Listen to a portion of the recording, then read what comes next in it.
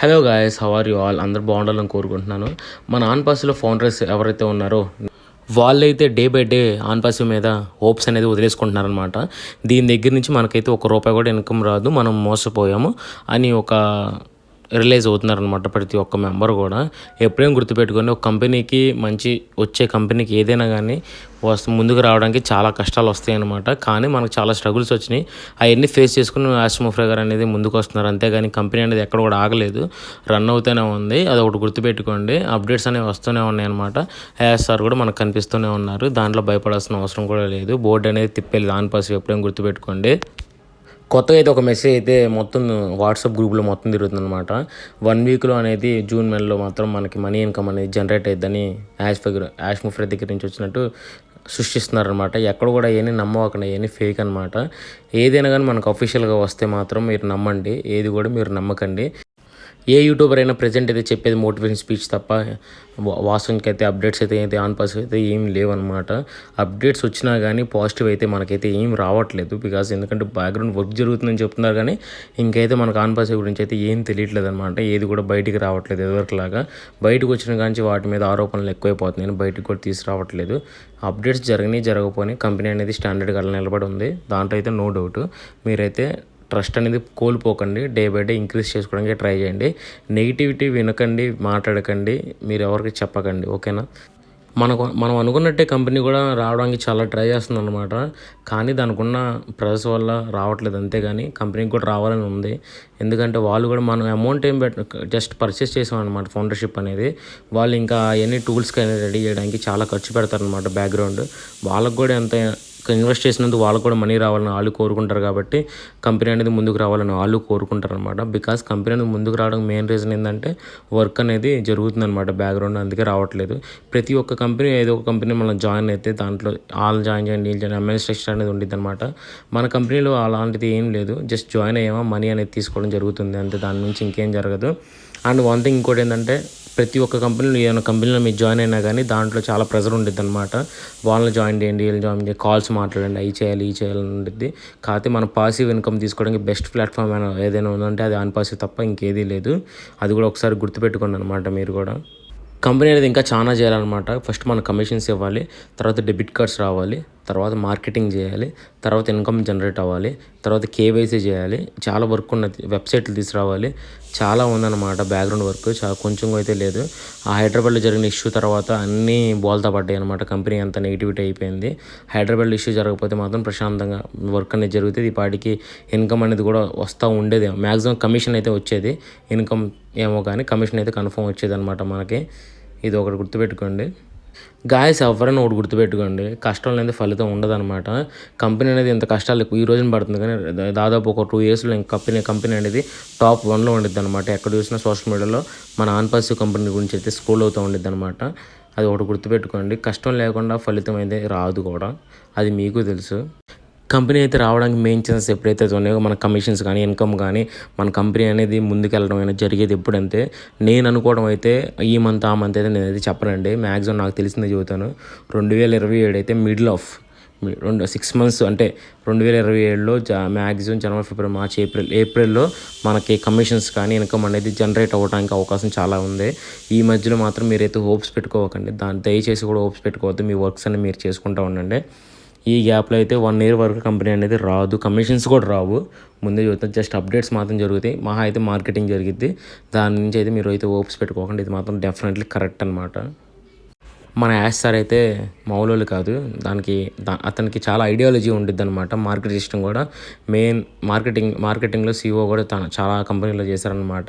ఇంకోటి ఏంటంటే యాష్ ముఫ్రే గారు బ్యాక్గ్రౌండ్లో ఎంత సైలెంట్గా వర్క్ జరుగుతుందంటే, ఎవరికి చెప్పకుండా వర్క్ జరుగుతుందంటే, ఎంత వర్క్ జరుగుతుందో ఒకసారి ఆలోచించండి. మనం సర్ప్రైజ్ కూడా చేయొచ్చు అనమాట.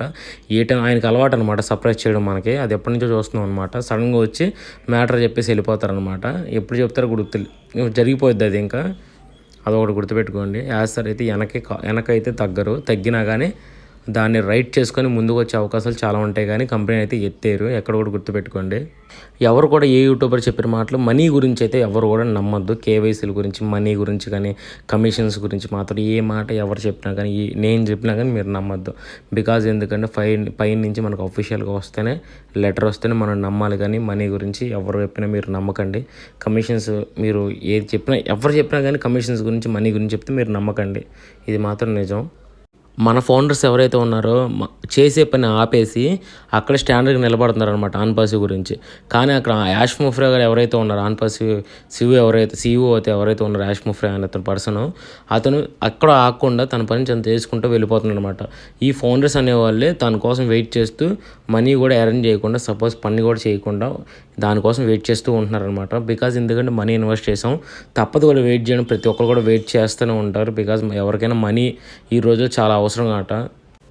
క్రిస్ సార్ అయితే ఎవరైతే ఉన్నారో మన ఫౌండర్స్, అతను కూడా తనైతే చాలా హ్యాపీగా ఉన్నట్టు మాత్రం తెలుస్తుంది. బికాజ్ ఎందుకంటే తనకి చాలా వరకు 90% తెలియకపోయినా కానీ కంపెనీ మ్యాటర్స్ ఏదైతే దాంట్లో 50% అనేది కొంచెమైనా తెలుస్తూ ఉంటాయి అనమాట. యాజ్ సార్ అతను కాంటాక్ట్లో ఉంటారు కాబట్టి కొంచెం తెలుసు. కాకపోతే అతనికి చాలా బాగా అన్నీ తెలుసు కాబట్టి చాలా హ్యాపీగా ఉన్నట్టు ఫీల్ అవుతున్నట్టు ఒక పోయిన వెబినార్లో కూడా చెప్పారనమాట.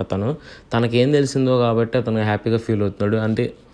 ఒకటి గుర్తుపెట్టుకోండి, కంపెనీ మీద నమ్మకం ఉన్న వాళ్ళకి చిన్న అప్డేట్ అయినా కానీ చాలా హ్యాపీగా ఫీల్ అవుతారనమాట. కంపెనీ ముందుకు వెళ్తుందని. నెగిటివ్గా ఆలోచించే వాళ్ళకి ఏమైందంటే కంపెనీ గురించి ఏది వచ్చినా కానీ వాళ్ళు దాన్ని యాక్సెప్ట్ చేయలేరు అనమాట. ఇది ఒకటి గుర్తుపెట్టుకోండి. ఏ యూట్యూబర్ కూడా మనీ గురించి వస్తాయని మాత్రం చెప్తే మాత్రం మీరు నమ్మకండి. బికాజ్ ఎందుకంటే తనైతే పాజిటివ్గా చెప్తాడు కానీ తన మాటల్లో, కానీ ఇక్కడ రియాలిటీ వచ్చేసరికి పాజిటివ్ ఏం ఉండదు అనమాట. అంతా నెగిటివిటీ ఉంటుంది. ఎందుకంటే ప్రజెంట్ ఉన్న సిచ్యువేషన్లో ఆన్పాసివ్ కంపెనీ అనేది మనీ ఇవ్వలేదు, ఎవరికి కూడా ఇవ్వలేదు, కమిషన్స్ అనేది కూడా ఇవ్వలేదు. నేను చెప్పినట్టు 2027లోనే ఇదైతే జరిగిద్ది. దాంట్లో అయితే నో డౌట్ 1 year టైం అయితే కంపెనీకి కావాలి. బికాజ్ ఎందుకంటే చాలా టెక్ టీమ్ అయితే ఎవరైతే ఉన్నారో దాన్ని రీఫిల్ చేయడం కానీ, బ్యాక్గ్రౌండ్ వర్క్ చేయడం కానీ, ప్రతి ఒక్క అప్డేట్ తీసుకురావడం కానీ, ప్రజెంట్ ఏది కూడా మిక్స్ చేస్తున్నారు అనమాట. మన దాంట్లో ఆర్టిఫిషియల్ ఇంటెలిజెంట్ కూడా మిక్స్ చేయడం వల్ల కొంచెం వర్క్ అనేది ఎక్కువ ప్రెజర్ పెరిగిందనమాట టెక్ టీమ్కి. అవన్నీ చేసుకుంటూ వస్తున్నారు. మనకి టెక్ టీమ్ కూడా చాలా తక్కువ ఉంది ప్రజెంట్, ఎక్కువైతే కూడా లేదు. కొన్ని చోట్ల వర్క్ అయితే జరుగుతుంది. ఆ కొన్ని చోట్ల సస్పెన్స్, కానీ ఈజిప్ట్లో అయితే వర్క్ అయితే పక్కా జరుగుతుంది. దాంట్లో అయితే నో డౌట్. దుబాయ్లో కానీ ఈజిప్ట్లో ఈ రెండింటి ఏరియాస్లో మాత్రం కన్ఫామ్గా జరుగుతుంది అనమాట వర్క్ అయితే. ఏ యూట్యూబర్ కన్నా చెప్పేది మాత్రం ఒకటే అనమాట, అక్కడ ఉన్నది కల్పితాలు చెప్పకుండా రియాలిటీ చెప్తే ఫౌండర్స్ కూడా హోప్స్ అనేది పెంచుకోరు. అట్లానే వాళ్ళు ఉండే స్థితిలో వాళ్ళు ఉంటారు. కానీ మీరు ఇప్పుడు రేపేట్ మనీ వస్తుందని చెప్తే మాత్రం హోప్స్ అనేది పెంచుకుంటారు అనమాట. మిడిల్ క్లాస్ వాళ్ళ పరిస్థితుల సిచ్యువేషన్లు ఎట్లా ఉంటాయంటే, నేను మిడిల్ క్లాస్ అండి, ఎందుకంటే చాలా హోప్స్ అనేది పెంచుకుంటాం అనమాట. ఏ వర్క్కి వెళ్ళకుండా, ఏం చేయకుండా వాటి కోసం వెయిట్ చేస్తూ ఉంటాం అనమాట.